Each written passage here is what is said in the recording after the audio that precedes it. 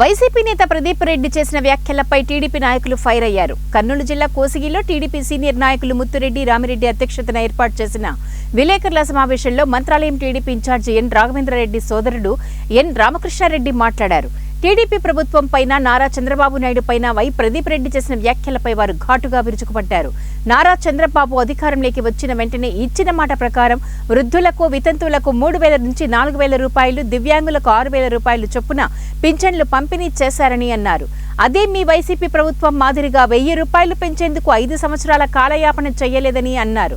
ఆంధ్రప్రదేశ్లో R&B రోడ్లు అధ్వానంగా ఉన్నప్పటికీ ఏనాడూ బాగు చేయలేదని వారు విమర్శించారు. తమ చంద్రబాబు నాయుడు గడిచిన 6 నెలలలోపు R&B రోడ్లపై దృష్టి సారించి నిధులు మంజూరు చేయించి R&B రోడ్లను బాగు చేయిస్తున్నామని అన్నారు. మీ ప్రభుత్వంలో పంచాయతీ పరిధిలో కనీసం లైటింగ్లు వేసుకోవడానికి కూడా నిధులు లేకుండా చేసి కేంద్ర ప్రభుత్వం డబ్బులు వాడుకుంది మీ ప్రభుత్వం కాదా అంటూ ప్రశ్నించారు.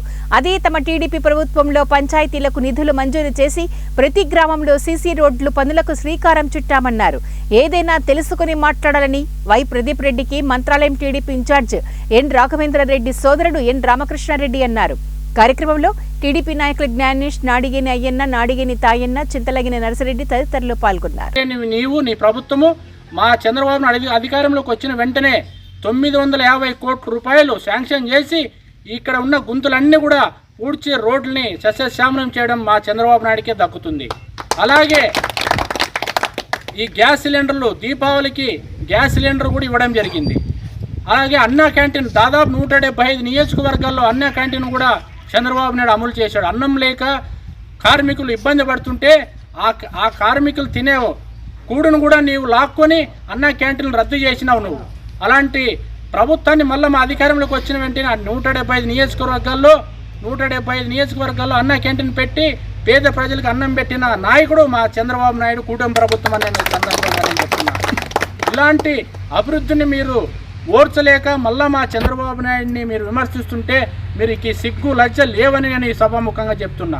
మీరు ఇప్పుడే కాదు, ఇంకా 15 సంవత్సరాలు మీరు ఇది ఇలానే ఉంటారు, ప్రతిపక్షంలోనే ఉంటారు. మీ జగన్ సీఎం కాడని నేను ఈ సభాముఖంగా నేను చెప్తున్నా. ఆ చంద్రబాబు నాయుడు ఉన్నంత వరకు తెలుగుదేశం పార్టీకి ఎటువంటి డోకా లేదని నేను ఈ సభాముఖంగా నేను తెలియజేసుకుంటున్నా. ఆ అభివృద్ధిని మేము గ్రామంలోకి వెళ్ళి చూపిస్తాం. మీకు దమ్ముందా?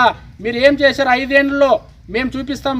6 నెలల అధికారంలోకి వస్తే మా ప్రభుత్వం ఎన్ని పథకాలు ఇచ్చింది, మేము ఎంతవరకు అభివృద్ధి చేశామని నేను ఈ సభాముఖంగా ప్రదీప్ రెడ్డి నేను ఒక మాట అడుగుతున్నా.